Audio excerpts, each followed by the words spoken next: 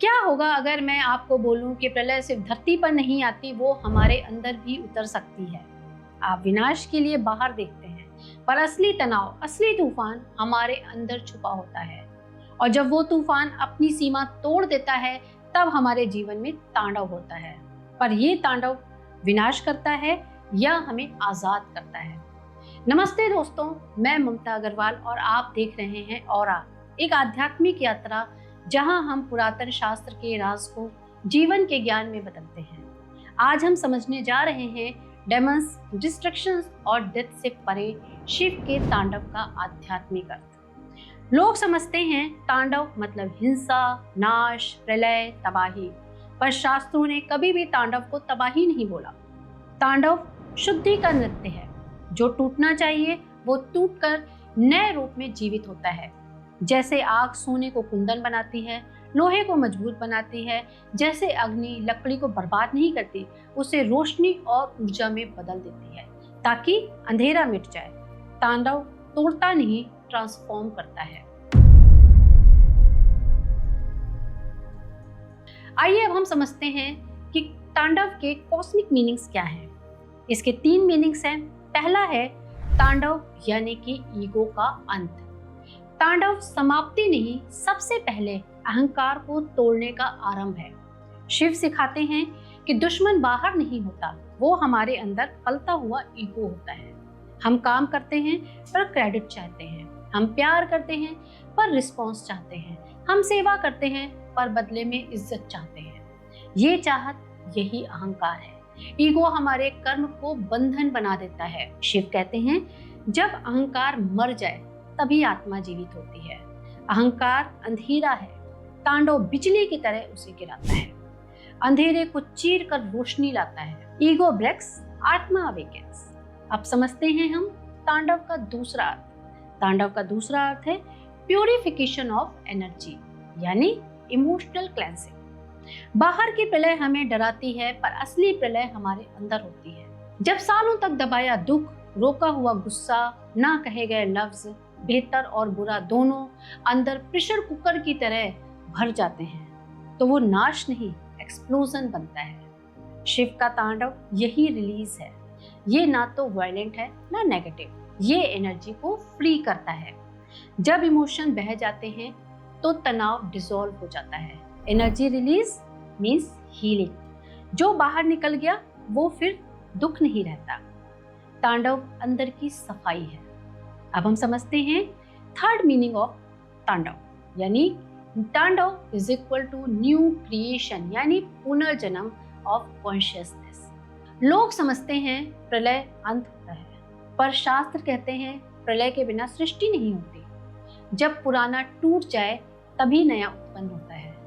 शिव कुछ ले जाते हैं ताकि कुछ और ज्यादा महत्वपूर्ण दे सके। रिलेशनशिप टूट गया, शायद अटैचमेंट टूटना था।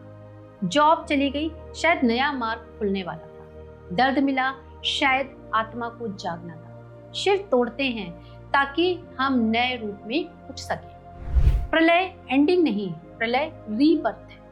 इसीलिए तांडव को समझना सिर्फ शास्त्र का ज्ञान नहीं, हमारी जिंदगी का भी ज्ञान है। जो अंदर टूट रहा है वो बर्बादी नहीं, वो आत्मा का नया जन्म है। न्यूरोसाइंस के मुताबिक जब हम दर्द, गुस्सा, टॉक्सिक इमोशंस रोक देते हैं तो ब्रेन ओवरलोड हो जाता है, फिर हम एक्सप्लोड करते हैं। यही हमारा इनर पैंडेमिक है जो हमें बर्बाद नहीं, फ्री करता है। जब हम रोए, चिल्लाए, धरती पे गिरे और फिर शांत हुए, ये हमारी बॉडी का तांडव था। पहले तोड़ना पड़ता है, तभी हम हील कर सकते हैं। हम सबके जीवन में कोई ना कोई प्रलय आती है। ब्रेकअप, बिट्रेल, लॉस, फेल्योर, और हम सोचते हैं मेरा सब कुछ टूट गया। लेकिन शास्त्र कहते हैं जो टूट रहा है वो दर्द नहीं, भ्रम है।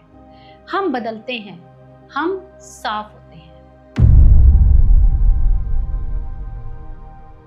सबसे बड़ा तांडव कैलाश पर नहीं होता, सबसे बड़ा तांडव हमारे अंदर होता है।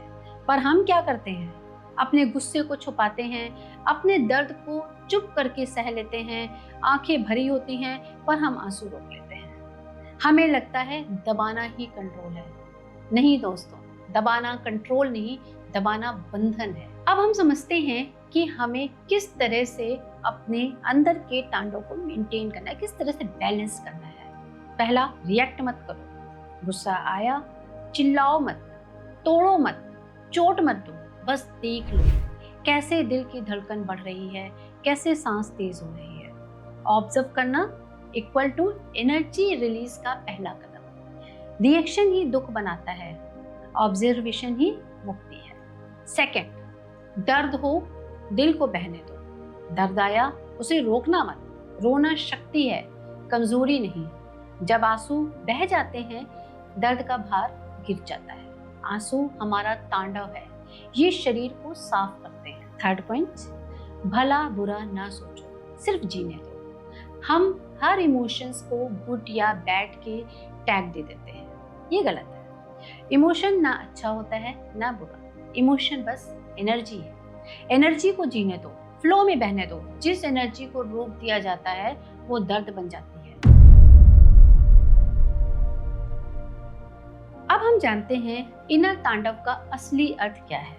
इसका अर्थ है कॉन्शियस लेटिंग गो।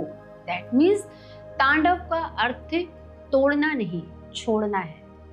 जब हम अपने दर्द को जाने देते हैं, जो टूटना चाहिए उसे टूटने देते हैं, जो रहना चाहिए उसे रहने देते हैं, तब हम अपने अंदर साफ हो जाते हैं, तब हम नया जन्म लेते हैं। इनर तांडव कॉन्शियस लेटिंग गो है। शिव के तांडव की तरह जब हम अपने अंदर के अंधेरे को समझकर छोड़ना सीख जाते हैं, तब हम जीवित होते हैं, सच में जीवित होते हैं। जो टूट रहा है उसे टूटने दो, जो रहना है वो स्वयं रह जाएगा। शिव इसलिए तोड़ते हैं क्योंकि हम पकड़ कर बैठे हैं।